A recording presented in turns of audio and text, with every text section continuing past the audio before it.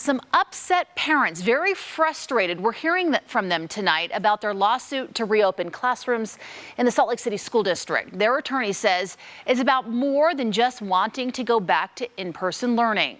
Fox 13's Lauren Steinbrecher joins us with why plaintiffs think that the state is obligated to step in against the Salt Lake City School Board. Lauren. Yeah, Kelly, for these parents and students, they're saying that online education is not equal to in-person education, so much so that they say it violates the Utah Constitution.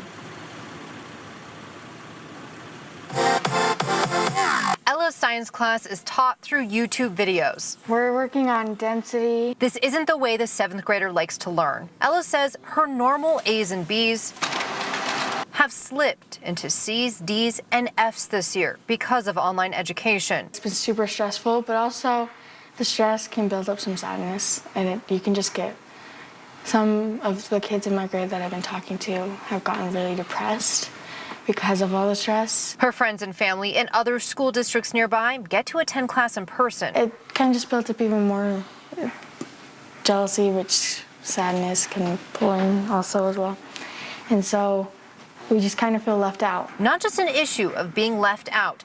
Ella's mom and dad, along with other Salt Lake School District parents, think it's unconstitutional. In the Constitution, it states that every child should have access to free, open, public education, not based on, gender, race, sex, location, etc. And our kids in our little pocket of Salt Lake City School District are being discriminated against because of where we live. And we don't have the power to change that. Raina Williams joined other families to file a lawsuit against the state of Utah, State Board of Education, and Salt Lake City School District. They say the online education only curriculum offered in Salt Lake City doesn't equal the in-person schooling offered to kids across the rest of the state. Data came out that there's a 600% increase in the number of kids failing. Not only do they want the court to open Salt Lake City schools, the plaintiff's attorney says they want a mandate forcing the State Board of Education to pass minimum standards statewide for when school can be in session and when classes need to shut down from COVID-19 case numbers. We believe that there ought to be uniform standards that allow all school districts to govern themselves in a uniform way. Going ahead and putting the cold water on top of the hot water just to see what happens. Ella hopes to go back to class even on a hybrid schedule. It's just so much easier to learn when I'm in person, because it's easier for me to see the teacher doing the work in front of me. Until then, YouTube science videos it is, waiting on what happens with the lawsuit.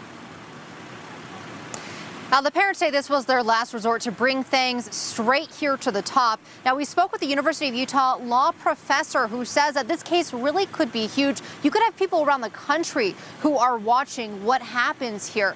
She says that these courts will definitely be looking at whether an online education equals an in-person education, and does the Utah Constitution mandate that in-person education is included when they are outlining what these students have to be provided. That's where the details of, the public health issues, the educational, requirements, have those been met? There's so many different issues that will come into whether the court will decide whether this online learning is sufficient and is meeting those mandates to treat students equally. That's something she said the courts will certainly be taking a close look at. Now, we did reach out to the governor's office, the State Board of Education, as well as the Salt Lake City School District. So far, there is no comment on this, of course, because it is pending litigation. Live at the state capitol, Lauren Steinbrecher, Fox 13 News, Utah.